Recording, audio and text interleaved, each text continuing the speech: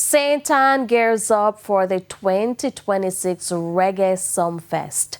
But behind the scenes, serious doubts over readiness. Hal Sheinberg tells us more.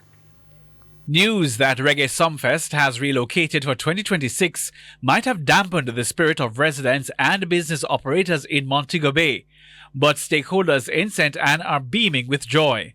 Chairman of the St. Ann Municipal Corporation, Michael Belnavis, says the staging of the event will be a major economic boom for the parish. It's a great industry, and we want to take advantage of that industry because the municipal corporation itself makes millions from these parties, from the fees associated, the posters. But amid that excitement is a long-standing issue of traffic congestion when large entertainment events are held in the parish.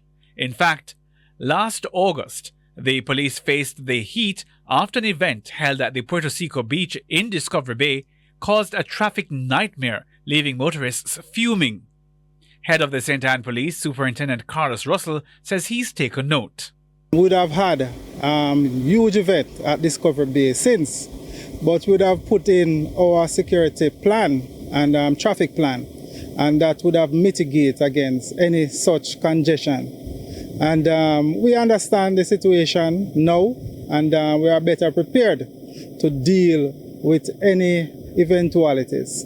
Discovery Bay aside, on a typical day, residents bemoan the gridlock along the roadway leading from Mommy Bay, and with the largest reggae festival being staged at Plantation Cove, there are renewed concerns. It's early days yet, but Superintendent Russell says special attention is being placed on the issue. We know of the traffic concerns, especially along the Richmond Road going to Priory.